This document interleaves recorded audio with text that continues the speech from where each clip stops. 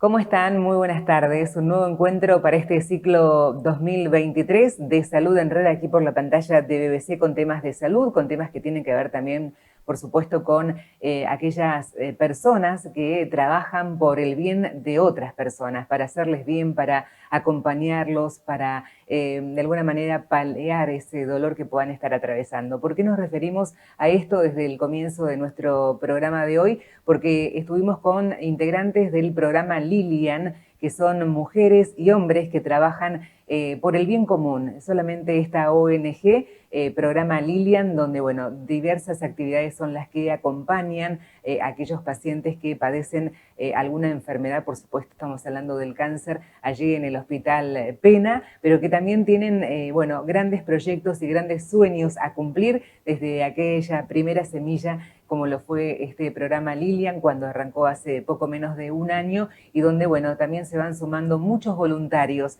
Esta tarea loable que llevan muchas personas en nuestra ciudad y que realmente es para admirarlos, para aplaudirlos y, por supuesto, también, si es posible, seguir su ejemplo. Y además, esta semana nos acercamos hasta la Secretaría de Salud del municipio de Bahía Blanca. Allí nos encontramos con el doctor Antonio Sica, director de programas municipal de salud, para hablar justamente de la aparición de los últimos casos de SU en Bahía Blanca, del síndrome urémico hemolítico, con al total, al día de hoy nos va a decir el número, pero bueno, 2 pacientes que se suman a partir de este año 2023. Con él comenzamos nuestra primera tanda de, por supuesto, los temas que vamos a abordar aquí en Salud en Red en este 2023.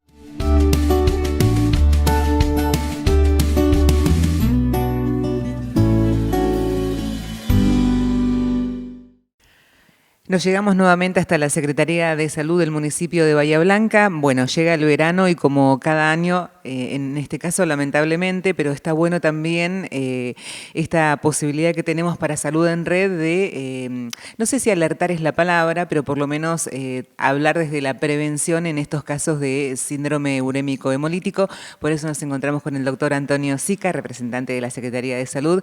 Gracias por su palabra y por supuesto por su tiempo. No, por favor, gracias a ustedes. Importantísimo siempre la difusión de este tipo de enfermedades estivales. El síndrome urémico hemolítico, si bien se da más frecuentemente en primavera-verano, y ahora tenemos ya un par de casos en el 2023, pero también se puede dar en todo el año, así que siempre es importante cada tanto ir reforzando las medidas y la información a la comunidad para que tome los recaudos. Bien, vamos a empezar por el principio. ¿De qué se trata y por qué se le dice que es una enfermedad endémica, el SU? Mira, el síndrome urémico hemolítico es una enfermedad que en general afecta a niños. Lo más frecuente es en edades menores de 5 años, pero se puede dar hasta la adolescencia.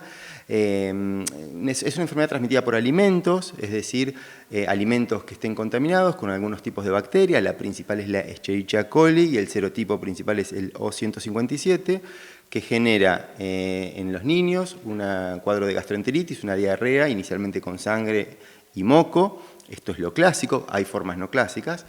Y a los pocos días, algunos de esos niños que padecen esta gastroenteritis por Escherichia coli O157 con diarrea sanguinolenta desarrollan un síndrome con hemólisis, o sea que da anemia, con fallo renal, o sea que hay poca producción de orina, edema, y otras afecciones como las plaquetas bajas, afectaciones neurológicas. Es un síndrome grave, los pediatras lo vemos como una situación complicada de salud, y al ser una enfermedad de transmisión alimentaria, como dije antes, se puede dar durante todo el año y son importantísimos todos los recaudos que hay, tanto en la cadena, desde la faena del animal hasta, principalmente, las acciones que nosotros tenemos en nuestro hogar para prevenirlo. Es decir, la elaboración de los alimentos y también el cuidado del lavado correcto, la higiene y también la manipulación, ¿no?, de esos utensilios. Todo eso, ahí tenés varias cosas, si querés las vamos detallando, pero la cocción de los alimentos, sobre todo la carne y puntualmente la carne picada, es fundamental en esto. La buena cocción elimina la bacteria, entonces ahí vos tenés un lugar a donde en tus manos podés cortar la cadena. Cuando hablamos de la carne, la contaminación está en la superficie, entonces en la carne picada esa superficie se mezcla en todo el espesor de la carne, por eso es importante la buena cocción, porque llegar al medio, digamos, de la albóndiga o de la hamburguesa o de cualquier comida con carne picada, fundamental la buena cocción. El lavado de los alimentos, como decís vos, verduras, frutas, importante, el lavado y sanitizado, dejar en agua 10 minutos con 10 gotas de lavandina por litro de agua para sanitizar durante 10 minutos, luego escurrirlo y guardarlo en la heladera en recipientes cerrados. La contaminación cruzada, como vos decías, no utilizar los mismos utensilios en los cuales vos cortás comida cocida y previamente utilizaste esos utensilios o esa tabla o ese plato para cortar comida cruda. La contaminación cruzada también se puede dar en la heladera, cuando vos guardás, por ejemplo, en el mismo recipiente alimentos cocidos y crudos, o si guardás en estantes superiores la bolsita de carne que traes de la heladera y puede gotear abajo y caer en la verdura, así que carne en la heladera, en recipientes y en los estantes de abajo.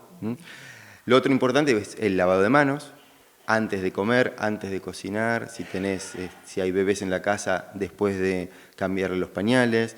Buen lavado de manos, no enjuagada rápida, sino a conciencia, 1 minuto, con agua y jabón, la utilización de alcohol en gel también.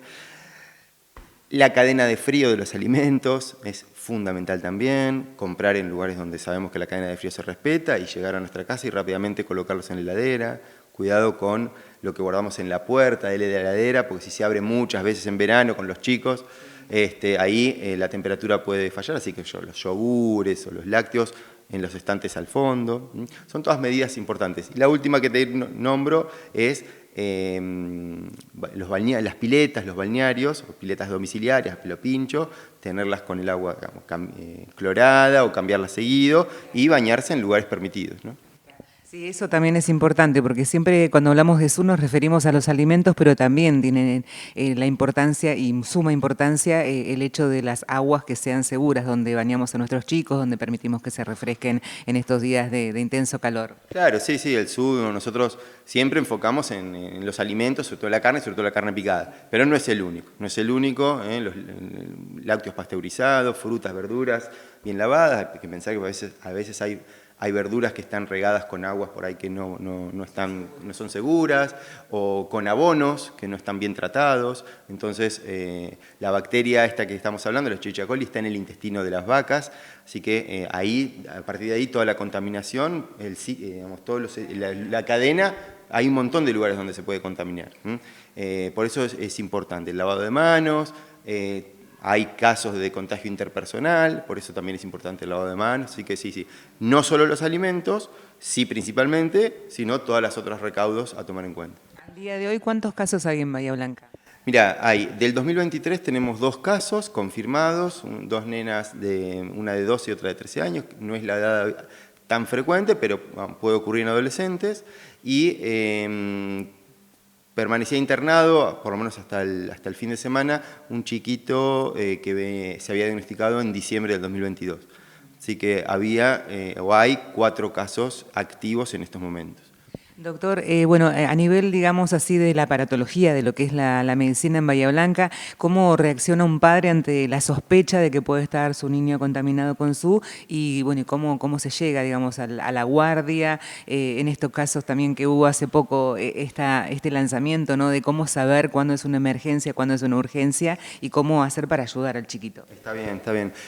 Lo primero que hay que saber es que la forma clásica se presenta con un cuadro de gastroenteritis inicial, ¿no? Diarrea, vómitos, y esa diarrea suele tener características especiales, que es con hilos de sangre o con moco y pus, diarrea disentérica le nombramos nosotros.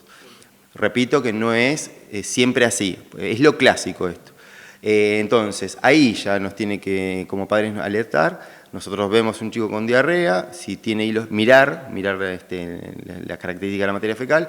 Si tiene hilos de sangre hay que concurrir al pediatra, al centro de salud cercano, a la guardia. Nosotros,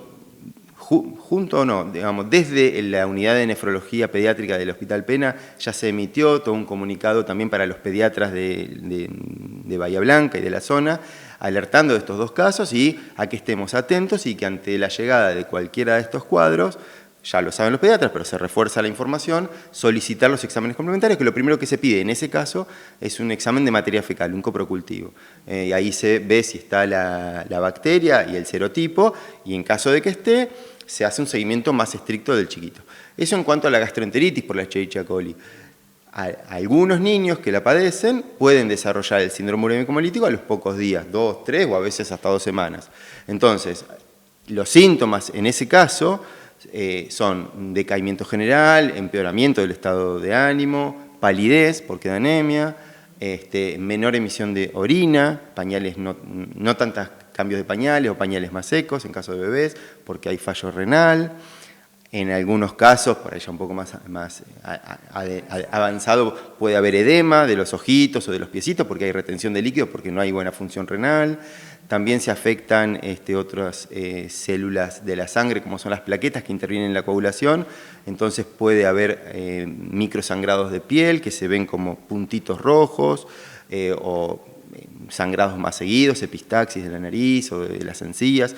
Por supuesto que hay todas estas cosas que yo estoy nombrando tienen que consultar. Como para conclusión importante, diarrea con sangre, niño menor a 5 años, rápidamente consultar a la guardia o al centro de salud para hacer un estudio y ver si hay que seguir más seguido. Y los otros síntomas, consultar enseguida. Gracias, Doc, por el tiempo. No, por favor, gracias a ustedes.